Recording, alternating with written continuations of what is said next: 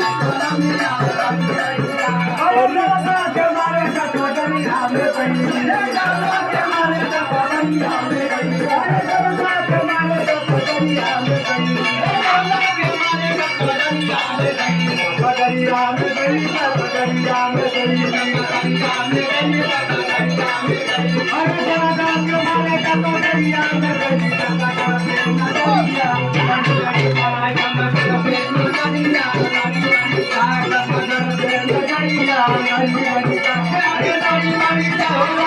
Ghiền Mì Gõ để